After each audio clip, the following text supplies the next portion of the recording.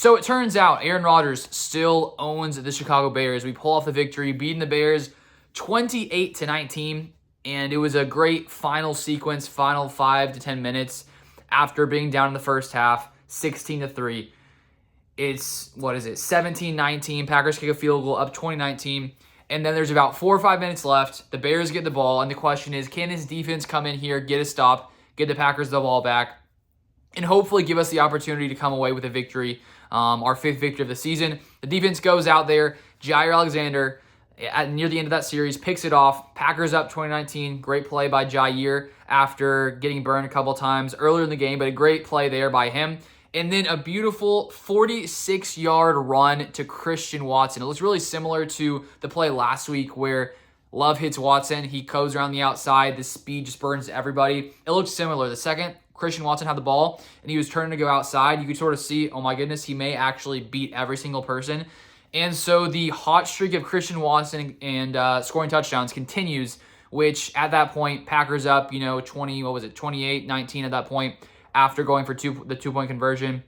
It looked to me in that 2-point conversion like Rodgers was like waving away the field goal unit, and then it looked like Rodgers wanted to go for that 2-point conversion. He gets it, and then I was trying to read Rodgers' lips. I'm not completely sure if he said this, but it looked to me like Rodgers said to Matt LaFleur right after that, like, I told you, you could trust me. So part of me wonders if maybe LaFleur wanted to be safe and kick a field goal.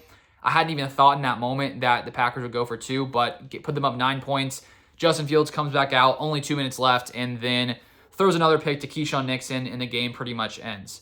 So right now the Packers are sitting at 5-8. Technically, we are still in playoff consideration, which is obviously a good thing. And to start the game, it sort of seemed like it was going to be a repeat of last week's very unfortunate performance against the Eagles, where Jalen Hurts ran for like 150-plus yards. I believe in the first quarter, Justin Fields had around 70 or 80 yards. He had that one crazy touchdown run for 50 or so yards, and after that play, I was just like, man, we let Jalen Hurts do what he did last week. Are we really going to allow Justin Fields to really, tear us apart with his legs? But besides the first quarter, it seemed like the Packers defense really got things figured out. Justin Fields didn't really do too much later for the rest of the game, besides those first few plays in the first quarter, to really do too much on the ground against the Packers. Because if we take a look at Justin Fields and his total stat line for this game, 6 carries, 71 yards, along a 55. So outside of that one 55-yard run, Justin Fields only had, 16 yards. So besides that play, pretty solid job by the Packers run defense.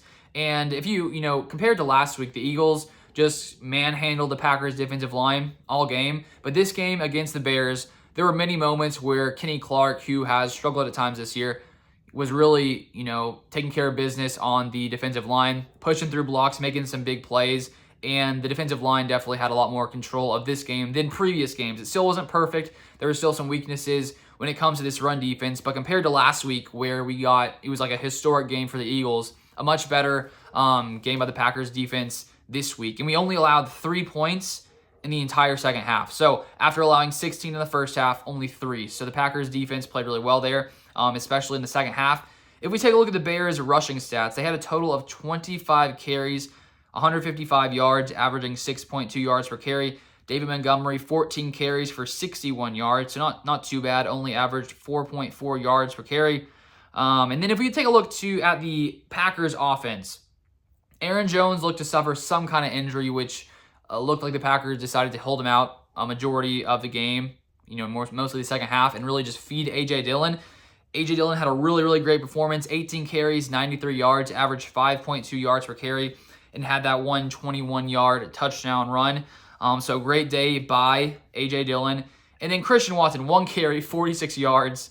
I mean, it's to have a player of Christian Watson's caliber now that he's finally playing up to, I think, his potential.